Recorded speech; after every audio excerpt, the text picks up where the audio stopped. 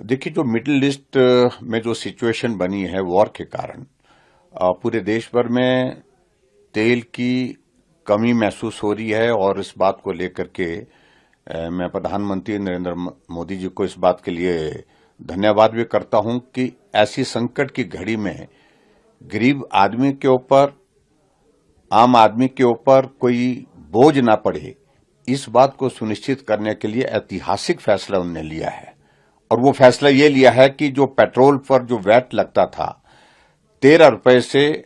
घटा करके उसको 3 रुपए कर दिया, और इसके अलावा जो डीजल पर 10 रुपए लगता था उसको 0 कर दिया। अभिप्राय यह है कि कुल मिलाकर के देश के नागरिकों के ऊपर, सामान्य नागरिकों के ऊपर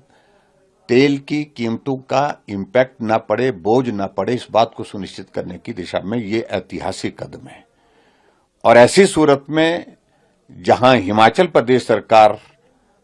डीजल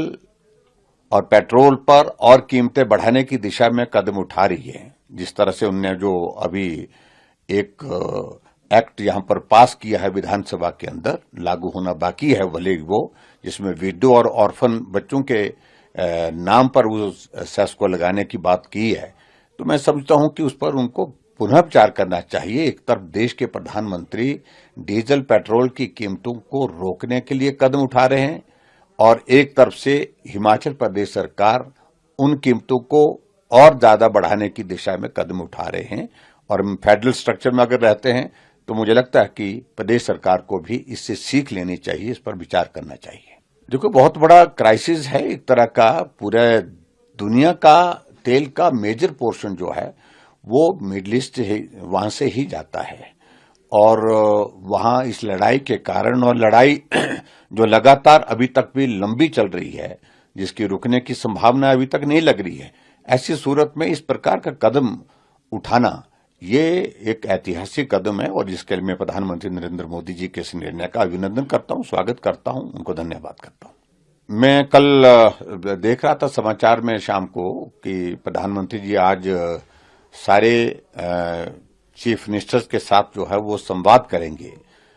जिन राज्यों में चुनाव है वहां के मुख्यमंत्रियों को छोड़ करके बाकी सभी राज्यों के मुख्यमंत्री से संवाद करेंगे, ताकि इस मिडिल ईस्ट के इस युद्ध के दौरान जो सिचुएशन, जो हालात, परिस्थितियों पर नजर रखने के बाद महसूस हो रहे हैं, उसके लिए एहतियाती तौर पर हम अपने अपने यहां पर कदम उठा सकें। तेल और खासतौर से डीजल पेट्रोल की बात करें, अगर उसके साथ हम गैस की बात करें जो हमारी ईंधन के लिए इस्तेमाल होती है, उसकी कालाबाजारी ना हो और उसको मॉनिटर करें। और उसके साथ साथ में सारी चीजों को लेकर के और भी मुझे लगता है कि महत्वपूर्ण चीजों पर प्रधानमंत्री जी मुख्यमंत्रियों से बात करेंगे, और बात करके इस देश के अंदर इस मिडिल ईस्ट के युद्ध का इम्पैक्ट ना पड़े, ज्यादा असर ना हो, इस बात को सुनिश्चित करने के लिए जो आवश्यक कदम है उनको उठाने की दिशा में ये बहुत सार्थक कदम है। देखिए, प्रधानमंत्री जी तो अभी तो देर से आएंगे। हमने 2-3 प्रोजेक्ट्स की बात की है वहां पर, विशेष तौर से एक तो हमारा एनएचपीसी, हमारा पार्वती प्रोजेक्ट का इनॉग्रेशन होना है, और उसके वो भी तैयार है लगभग, और तैयार होने के साथ साथ में दूसरा सेंट्रल यूनिवर्सिटी हमारी जो केंद्रीय विश्वविद्यालय जो हमारी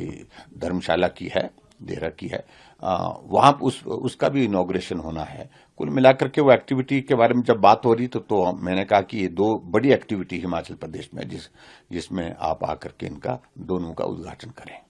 आपके राज्य की खबरें, आपके शहर की खबरें सबसे पहले जानने के लिए देखते रहें अमर उजाला। चैनल को सब्सक्राइब जरूर कर लें और पाएं हर अपडेट।